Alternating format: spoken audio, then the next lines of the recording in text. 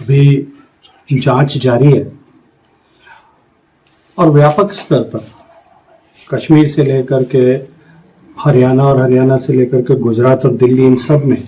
जिस तरह के एक बड़े नेटवर्क का अभी पता लगा है,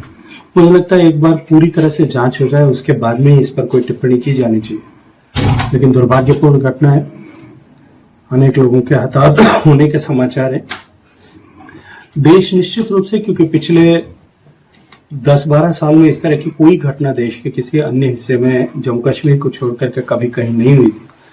इसलिए देश भी अप्रत्याशित दृष्टि से इसको देख रहा है, आश्चर्यजनक दृष्टि से देख रहा है। लेकिन इतना अवश्य है कि इसके पीछे जितनी भी ताकतें देश या विदेश में कहीं भी होंगी, किसी भी ताकत को बख्शा नहीं जाएगा,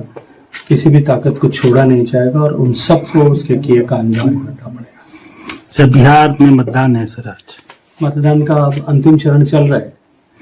लेकिन पहले चरण का मतदान, पहला जब दिन का मतदान हुआ था, आज दूसरे और अंतिम चरण का आखिरी पड़ाव चुनाव का पहुंचा है। लगभग 2 घंटे बाद में चुनाव का मतदान समाप्त हो जाएगा।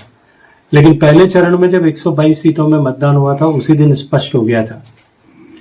कि जनता ने जो अपेक्षा, जो भावनाएं चुनाव के समय में व्यक्त की थी और जिस तरह से विकास की राजनीति को, परिवार की राजनीति और बंटवारे की राजनीति के ऊपर तरजीह दी थी, ये स्पष्ट हो गया था कि बिहार एक बार फिर एनडीए की सरकार प्रचंड बहुमत से बनाने का मानस बना चुका है।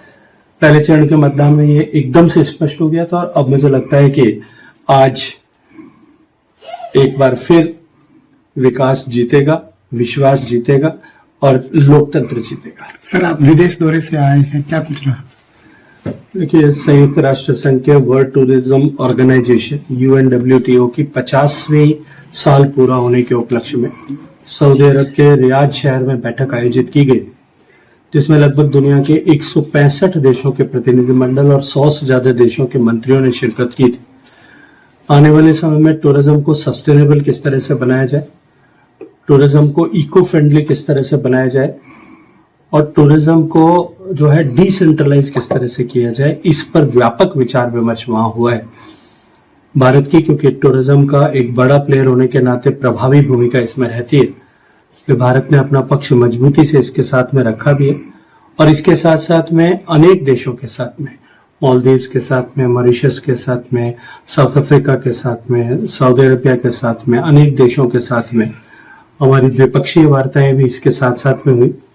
सऊदी अरब के साथ में माननीय प्रधानमंत्री नरेंद्र मोदी जी और सऊदी अरब के शेख मोहम्मद बिन सुल्तान जब पिछली बार मिले थे, तब उनके बीच में जो समझौता पत्र हस्ताक्षरित दोनों देशों का हुआ था, उसके 5 वर्टिकल्स में एक टूरिज्म और कल्चरल एक्सचेंज भी था। हमने संस्कृति मंत्रियों के स्तर पर भी एक पहली जो है जॉइंट वर्किंग ग्रुप की बैठक वहां की और उसमें भारत और सऊदी अरब के बीच में कल्चरल एक्सचेंज के भी हमने एक एग्रीमेंट को साइन किया है। यहाँ मैं उल्लेख करना चाहूंगा कि सऊदी अरब में लगभग 27 लाख भारतीय निवास करते हैं, बड़ी भारतीयों की आबादी वहां है और सऊदी अरब की सरकार ने भारतवंशियों के मनोरंजन के लिए और जो एक्सपैट पॉपुलेशन जो भी वहां रहती है वो अपनी संस्कृति के साथ जुड़े रहे, इस लक्ष्य को लेकर के अनेक कार्यक्रम वहां आयोजित किए हैं। अभी वहां एक उन्होंने ग्लोबल हार्मनी इनिशिएटिव के तहत एक सुविधि पार्क डेवलप किया है, जिसमें हर एक देश के कल्चर को डिपिक्ट करते हुए वहां का क्राफ्ट, वहां का क्यूजीन, वहां का भोजन, वहां की संस्कृति, वहां का गीत संगीत, वहां का परिधान, ये सब 10-10 दिन के लिए हर देश की ऐसी संस्कृति को डिपिक्ट किया जाता है। संयोग से अभी भारत का सांस्कृतिक 10 दिवसीय कार्यक्रम चल रहा था, मुझे उसमें भी जाने का सौभाग्यपूर्ण अवसर मिला और अत्यंत प्रसन्नता हुई जब मैंने देखा वहां कि भारत की संस्कृति और भारत के कला और भारत के क्राफ्ट, इन तीनों के रंग जब वहां दिख रहे थे और उसमें जब राजस्थान के रंग दिखाई देते हैं तो निश्चित रूप से एक अत्यंत ही सुखद अनुभूति भाव होती है। अगर आप ये वीडियो YouTube पर देख रहे हैं तो हमारे चैनल को सब्सक्राइब कर बेल आइकन दबाएं और Facebook पर देख रहे हैं तो हमारे पेज को लाइक करें।